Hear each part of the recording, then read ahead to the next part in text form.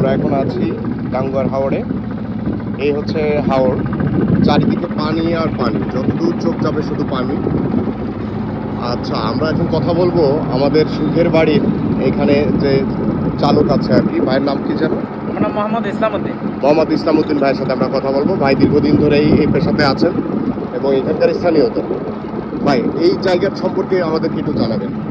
আমাদের এই জায়গার সম্পর্কে বলতে গেলে এইটা মানে শুকনা টাইমে কেমন থাকে? আমাদের এই নদী তো সব সময় পানি থাকে।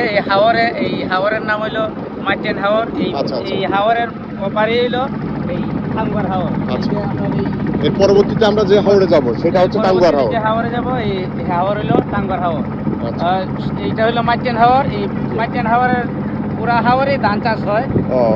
এই টাঙ্গুয়ার হাওরে আপনার কিছু অংশ জায়গার মাঝে ধান চাষ হয়, অনেক জায়গায় এটা ফাঁকা থাকে, নদীর সাথে সংযোগ করা থাকে। আমরা যেইখান থেকে রওনা দিলাম ওইটা তাহের হোদা বাজার, তাহিরপুর বাজার। তাহেরপুর বাজার। ওই বাজারে যে নদীটা ছিল, আমরা ওই নদীর থেকে রওনা দিছি না? এই নদী হলো বৌলাই নদী। বৌলাই নদীর থেকে রওনা দিয়ে এখন আমরা বাউড়ে অবস্থান করতেছি। আমরা ওই এখন আমরা মাইটেন হাওরে। আচ্ছা, মাইটেন হাওর। এবং যতদূর চোখ যাচ্ছে সমস্ত এরিয়ায় এখানে মাইটেল হাওরের ভিতরে পড়তেছে। এবং এর পরবর্তীতে আমরা যাবো টাঙ্গুয়ার হাওর।